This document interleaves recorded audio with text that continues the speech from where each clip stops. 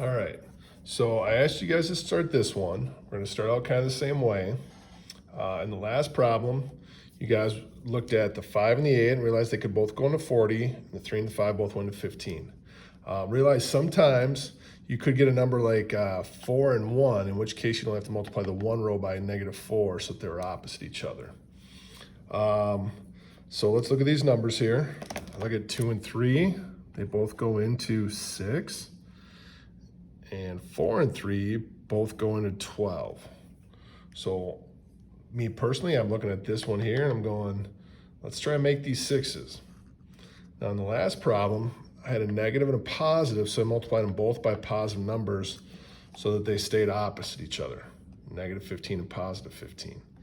But if I look at these guys, what I have to be careful of, they're both positive. So if I multiply this one by 3 and this one by 2, it's 6x and 6x. If I add them together, I'll get 12x. I need them to cancel. So what I'm gonna do, I'm gonna multiply this first one by +3, so I get a positive 6x. But then when I get to this one, I gotta be more careful. I'm gonna multiply by a -2. That way I get a -6x. All right, so we'll do that next. Maybe if now you know where I'm going through it, maybe pause and see if you can do the rest of the problem, and then come back and join us. All right. So now, as I multiply by 3, I'm going to get 6x plus 12y minus 30, or equals -30. So that's distributing the 3 into each of those. Now, because we needed a negative, when I multiply negative times positive, I'll get negatives. I'll get a -6x minus 6y, and now equals a +6. Now, at this point, we got something we wanted to have happen. The goal was to get opposite letters. So I have 6x and -6x cancel. That's what we wanted to have happen. 12y and -6y is 6y. And -30 and 6 is -24. Now, one thing I want you to be careful with on both substitution, graphing, and elimination is what happens if, let's say this had been a -12y and the y's would have dropped out with it too. In that case, remember, it's either no solution or infinite. So if it came out and went 0 equals -24, because it's not equal, I'd say no solution.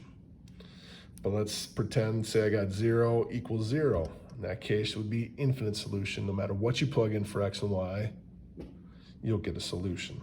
Or I'm sorry, there's gonna be an infinite number of dots because the lines line up on top of each other. All right, the last problem, we ended up solving, first term was an x. So we plugged in the first and then had to substitute in the second. This time we're gonna get a y. So when I finish, I'll divide by 6 here.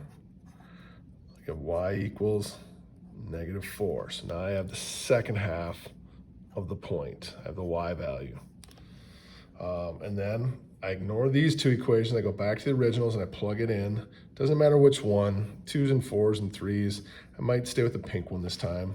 So I'm gonna go 3x plus 3 parentheses equals -3. And where the y was supposed to go, I'm gonna sub in the -4. So now I'm gonna get 3x.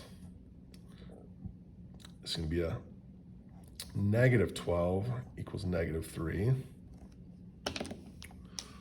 We can add 12 to both sides.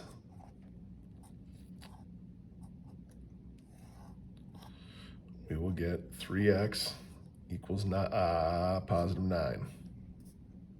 To finish the problem off, I divide both sides by 3. I get x equals 3 as my x value. So these two lines will meet at the point 3, -4. All right, this will get you through chapter 2, section 3, day 3. I believe you have 6 homework problems to do, and that will be it.